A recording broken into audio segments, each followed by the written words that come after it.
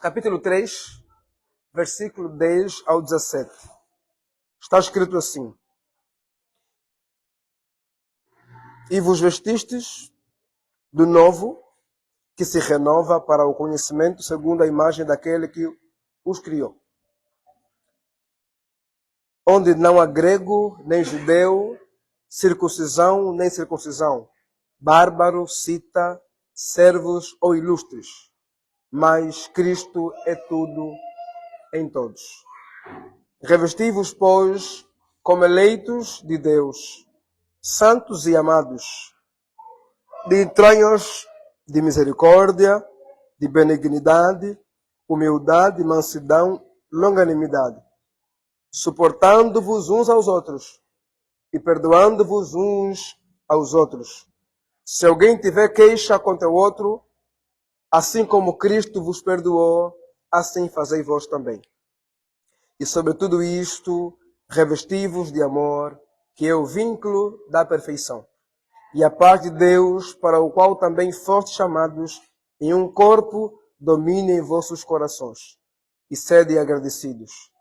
A palavra de Cristo habite em vós abundantemente, em toda a sabedoria,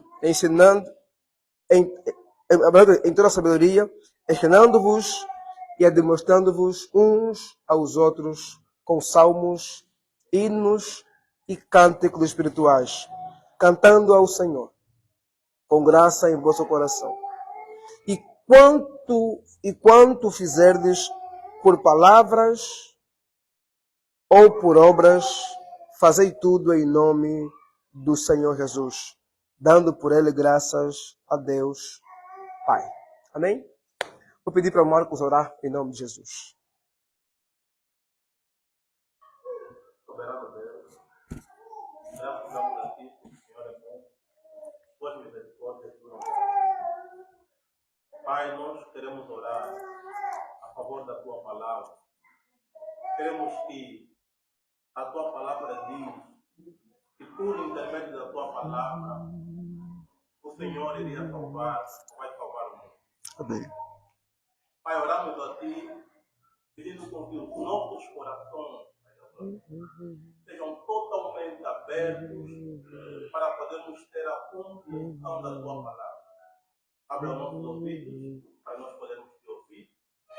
E o Senhor seja conosco, pastor, para que ele possa, por intermédio de ti, ser um instrumento para a transmissão da tua palavra.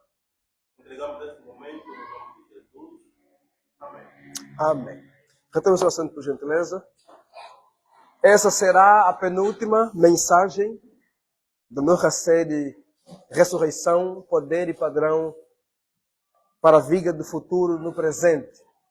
E no domingo que vem eu quero falar convosco sobre ressurreição e esperança. Para podermos encerrar a série que estamos a trabalhar desde abril. E eu só quero pensar convosco, dando sequência àquilo que é ressurreição e relacionalidade, mas pensando sobre ressurreição e a comunidade de Deus. E quero então dar sequência àquilo que estamos a pensar sobre Alelon, sobre a mutualidade cristã, a partir da carta de Colossenses. Quando lemos Colossenses, o capítulo 3, especificamente, Paulo está continuando a falar a respeito daquilo que é a supremacia de Cristo na igreja, mas agora Paulo vai construir aquilo que chamamos de uma nova sociedade que Deus está construindo nesse mundo caído. Digamos, o mundo em que nós estamos é um mundo em que o padrão estabelecido por ele depois da queda é um padrão alienado e corrompido. E então Deus, na ressurreição, começou a formar uma nova sociedade nessa velha sociedade. Diríamos então uma sociedade alternativa em meio à sociedade luandense do nosso mundo. E aqui, primeiramente, de Colosso, Deus estava, a partir da ressurreição, redimindo o seu povo, por meio do seu povo, formando uma sociedade alternativa no meio de Colosso. para mostrar então que em meio à vida dos colossos como sociedade, existia no meio deles uma espécie de uma subsociedade que vive de forma diferente. Estava vendo, por exemplo, um vídeo ontem a respeito do Canadá, e uma influencer que fala a respeito do Canadá estava contando que no Canadá existem algumas regiões que têm uma comunidade cristã menonita. Ela falou religião menonita, mas é uma comunidade cristã menonita, porque os menonitas vêm da reforma radical em 1516, quando Lutero da reforma protestante. Lutero não estava sozinho. Havia ali grupos distintos que chamamos de reforma magisterial e reforma radical. A reforma magisterial é aquela que vem de Lutero, Calvino, Zwingo, os anglicanos. E a reforma radical é aquela que vem de menonitas, como Memo Simon, os anabatistas, os racionalistas e espiritualistas. Então, desse grupo da ala radical tem os menonitas, que são cristãos que nós, muitas vezes não conhecemos, mas existem espalhados em várias partes do mundo. E há, diz aquela influência no Canadá, uma comunidade menonita, que ela vive praticamente quase que separada de tudo. Eles não têm internet, eles não vivem tão envolvidos com a sociedade e vivem ali apenas entre eles. Digamos, é uma espécie de uma comunidade que vive uma forma de caminhada completamente distinta daquela em que ela está inserida no contexto do Canadá. A ideia de Paulo em Colosso e também de Paulo em Éfeso, e a ideia de Deus nos redimir aqui nesse mundo é essa. Mas não é a ideia de sermos uma espécie de uma comunidade alienada, que está, por exemplo, fechada entre si, escondida em si. Não é de sermos uma comunidade como uma cidade edificada na montanha, que todo mundo possa ver, que todo mundo possa enxergar, que todo mundo percebe que ela existe. Ela não está isolada, ela não está escondida e, portanto, não é a ideia de alguns cristãos, e aqui desses menonitas, que eu acho um pouquinho equivocada, não é a ideia de alguns que estão de morar no deserto, como fez um tal de Elias, hoje aqui em Angola, que disse a Deus também, porque morou no deserto por alguns anos. Não, é um erro. A ideia não é sermos uma espécie de pessoas isoladas, ou então monges, como se fosse um mosteiro. A ideia é que somos gente que vive diferente desse mundo em que estamos, mas no meio do mundo.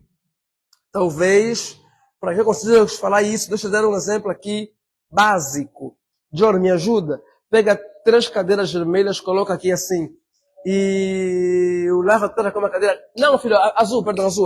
E pega a vermelha, traz aqui para tentar mostrar o que eu estou querendo dizer aqui com vocês. O que Paulo está construindo aqui é a ideia de uma comunidade alternativa. Não, aqui dentro, aqui no meio, aqui. Uma comunidade, vem, isso. Uma comunidade alternativa. Essa comunidade alternativa, isso, coloca mesmo aqui, pode ver aqui os versos. Essa comunidade alternativa, a ideia aqui é qual? É de sermos, estamos em um mundo que são o mundo das cadeiras azuis. E nós não fomos chamados para fugir desse contexto de alienação, de corrupção, dizer o que não. Eu sou da igreja, eu sou de Deus, então eu moro onde? Isolado ali. Não, a ideia bíblica é de, nesse contexto de uma sociedade azul, a gente seja vermelho no meio da sociedade. Estamos com eles ali, caminhamos com eles ali, trabalhamos juntos, estudamos juntos, vivemos no mesmo bairro, mas no meio deles nós somos diferentes. É isso que Paulo está construindo aqui. É só olhar para o capítulo número 3, do verso 5 ao verso 9, ele vai falar sobre aquilo que nós não devemos ser.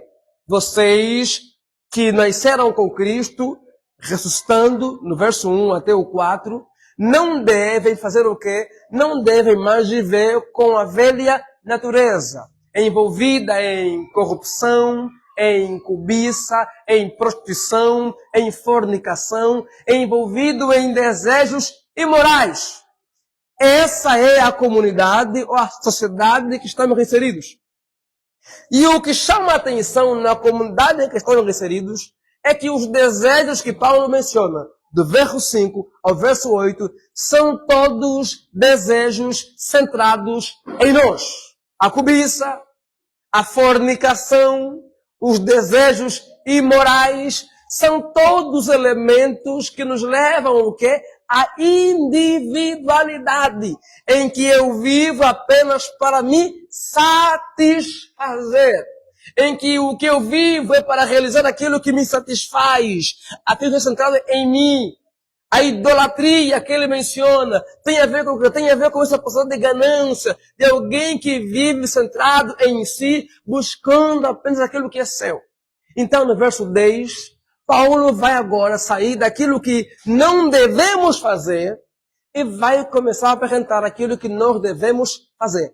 O que não devemos fazer é para que a gente não se torne azul, como o quê? Como a sociedade em que nós estamos inserida. Que vive muitas vezes na imoralidade, que vive na promiscuidade e que vive, de forma resumida, centrada em si. E, consequentemente, de forma individualista. E esse individualismo se materializa muitas vezes em quê?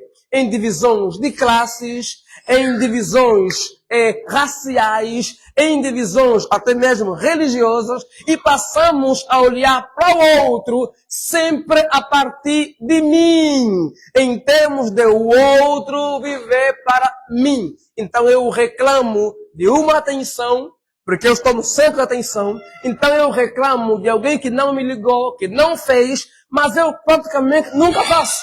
Por quê? Porque tudo gira em torno de mim. Então, Paulo vai dizer que, olha, vocês devem fazer o quê? Como o povo de Deus. Versículo 10. Devem vestir-se da nova natureza, da nova identidade, da nova vida que há em Cristo. E ele vai explicar por quê. Para que, a partir disso, vocês possam conhecer, ou então perceber a renovação diária, que é a transformação diária que o Senhor está operando em vocês. Para quê? Para torná-los parecidos àquele que vos criou. A ideia de Paulo aqui é a seguinte: em meio à sociedade alienada de Deus, que vive para si em imoralidade, vocês que pertencem ao povo de Deus, devem fazer o quê? Vestir-se, tomar posse, revestir-se do quê? Da nova natureza que há em Cristo. Digamos, da ressurreição que Cristo operou em vocês. Para quê? Para uma nova identidade. E o que é que Deus quer fazer conosco? É nos transformar no tipo de gente que não está refletindo a sociedade em que ela está inserida, mas que está refletindo o caráter do Criador, a imagem de Deus. Em meio à sociedade azul, que vive para si, alienada, corrompida, Deus está formando uma comunidade, uma sociedade, que o seu padrão, o seu reflexo, não é da sociedade caída, mas é do Deus Criador, para que as pessoas possam ver em nós o quê? O brilho, a glória, a beleza, a santidade do Criador. Um ponto fundamental.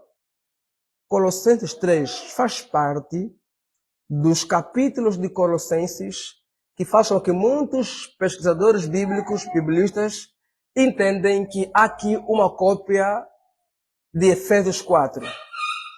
Se lerem Efésios 4, no versículo 17, até o capítulo 5, vocês perceberão que Paulo menciona coisas muito parecidas.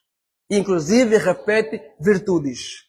Se lerem o versículo 18 em diante de Colossenses 3, é a mesma coisa de Efésios capítulo 5, versículo 22 em diante. Então, há Bíblia que tende a dizer que um está imitando o outro, aqui em termos de Colossenses. Por causa disso, alguns tentam contestar que uma das cartas não seja do apóstolo Paulo. Agora, para nós cristãos conservadores, é do apóstolo Paulo, e ainda que seja repetição ou cópia uma da outra, Paulo escreveu no mesmo período na prisão, e Paulo está escrevendo para comunidades diferentes, e portanto ele quer comunicar as mesmas coisas. Para quê? Para a igreja.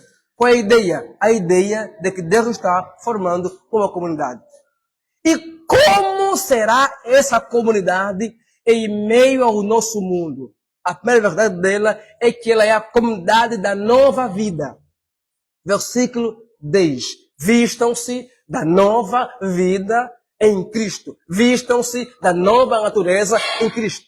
Por que nova vida? Porque o mundo que está em nosso entorno é um mundo que vive a velha vida, que vive alienado, que vive em corrupção, que vive alheio a Deus e não reflete mais o Criador. Reflete quem? Reflete a si mesmo. Reflete suas vaidades, reflete seu orgulho, reflete seu narcisismo e reflete seu individualismo.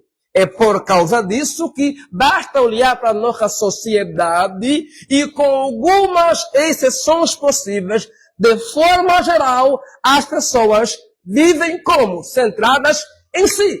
Você olha para a sociedade e vê o quê? E vê literalmente como ela é uma sociedade alienada do Criador, ao ponto de que, nas relações patrões e empregados, empregados e patrões, cada um está apenas buscando o que lhe interessa.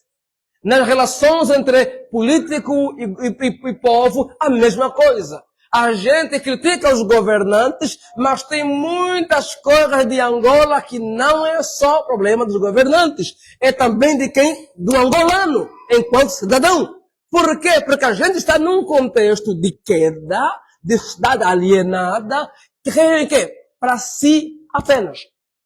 E, consequentemente, vemos uma sociedade o quê? Quebrada, corrompida, alienada e dificílima. Mas é no meio desse caos social que entra o quê? A ressurreição de Jesus. Que faz o quê? Que vem formar um povo para ser uma comunidade alternativa. Que sua forma de viver reflete o quê? Não mais a vida decadente aqui, mas reflete a glória do Criador. Reflete a beleza, a santidade, a graça e a bondade do Criador.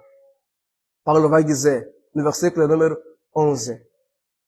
Por causa disso, do que? Dessa nova natureza, dessa nova identidade, dessa nova comunidade que Deus está formando por meio da ressurreição, o que vai acontecer?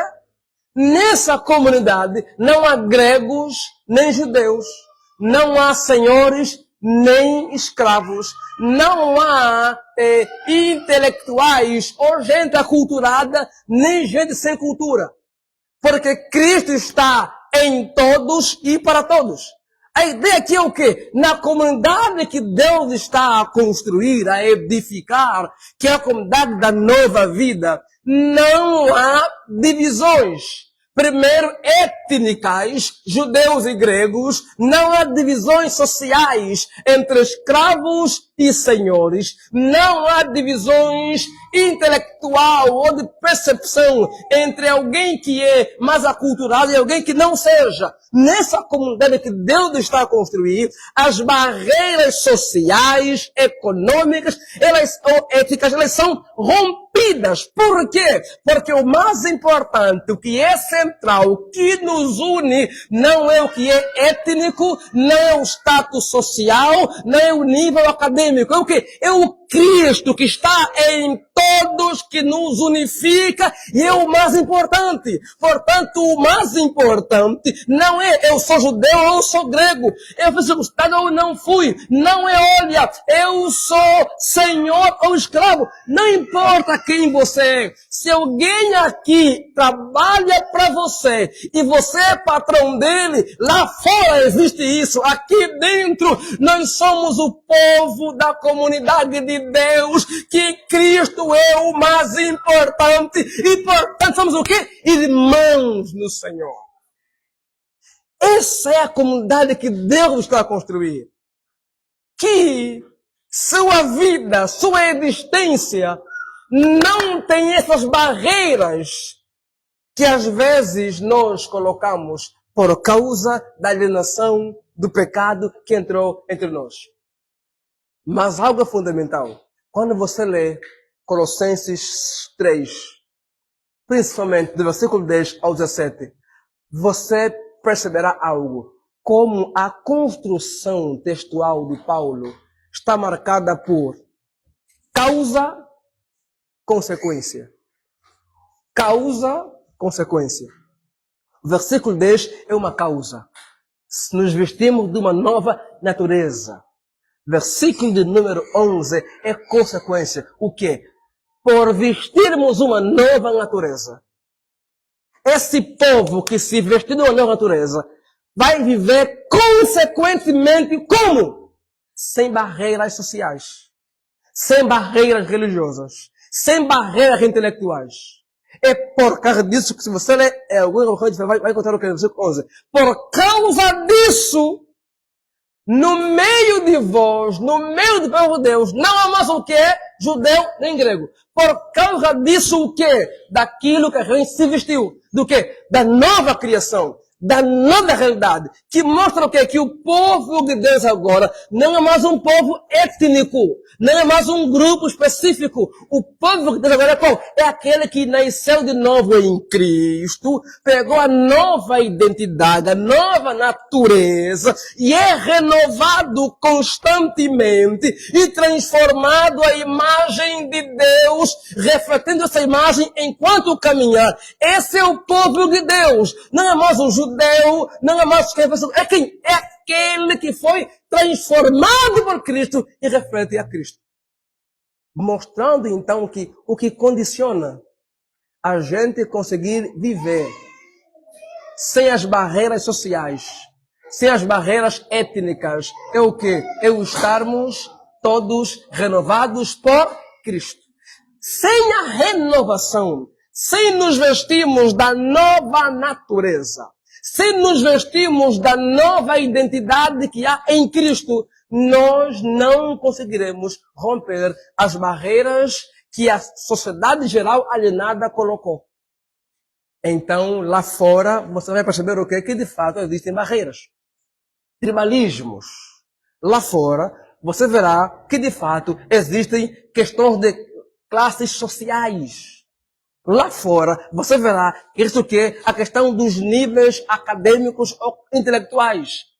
Agora, se a gente quiser viver como essa comunidade, em que não há mais barreira, em que não existe mais barreira social, barreira acadêmica, barreira cultural, barreira tribal, barreira até mesmo religiosa, em termos de limitações e confusões equivocadas, para conseguirmos caminhar assim, só é possível se a gente vestir da nova natureza em Cristo.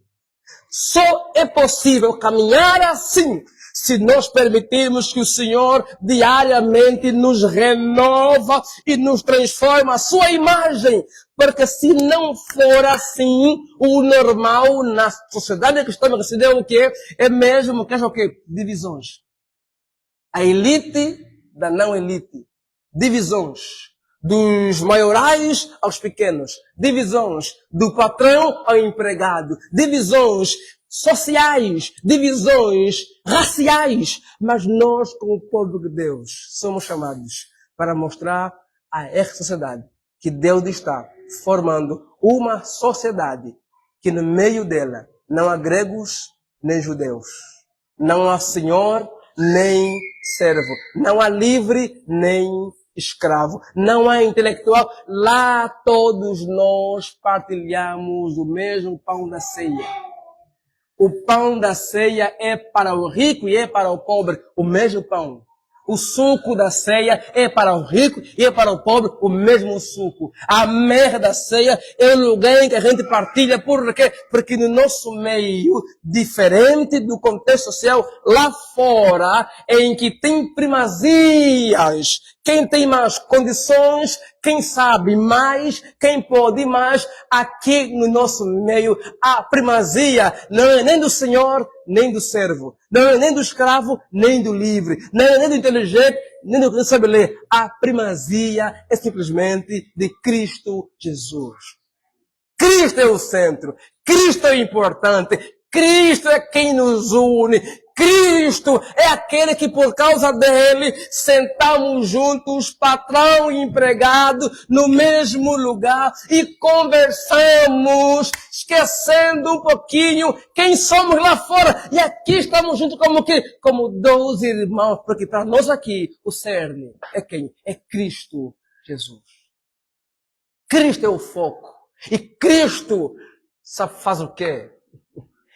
Cristo nos nivela a todos. Em Cristo não há níveis. Em Cristo não há o ungidão. Em Cristo não há o todo-poderoso. Não. Em Cristo somos todos um. Filhos de Deus, transformados na imagem do Pai. Em Cristo somos todos chamados a refletir aquilo que é a imagem dele. Enquanto caminhamos, não importa quem você é. Essa é a comunidade que Deus está formando no meio de uma caída decadente. Paulo diz mais. Vejam o versículo de número 12.